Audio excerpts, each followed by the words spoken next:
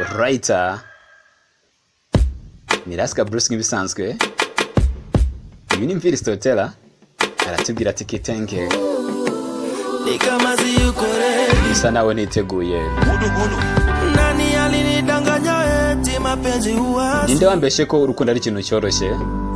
Nani alinidanganya penzi haina. Ninde wambeshe ko mu rukundo umuntu adashobora kurira?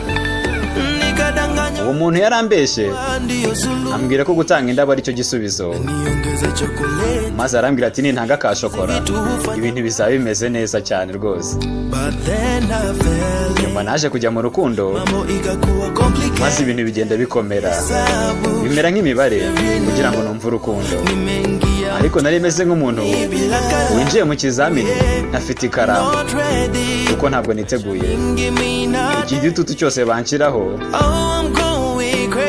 kigiye kunsaza pe.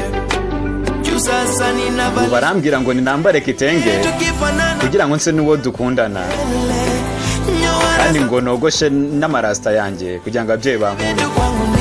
Ibi bintu nibyo bigiye kunsaza, ariko njye ntabwo numva ukuntu nambara kitenge ngo nibyo bizampa umuntu dukundana ubuziraherezo.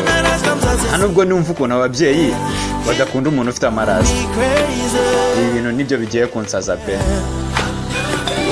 Ntabwo niteguye, ntabwo niteguye pe. Bisa nawe ntiteguye, ntabwo niteguye habe na gake.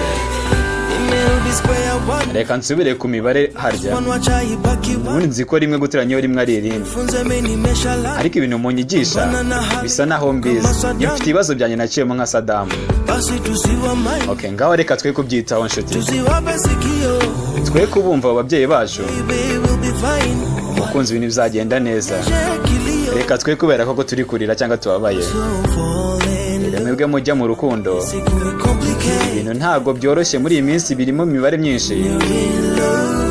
Iyo uri mu rukundo ntuzibagirwe ikaramu yawe ugiye mu kizamini. Niba utiteguye, iki gitutu ntabwo uzagishobora, kizakwica kubera ko uzasara. Bazakwambika igitenge kugira ngo use niwo mukundana, cyangwa bakubwire ngo wogoshe amarasta yawe kugira ngo ababyeyi bagukunde.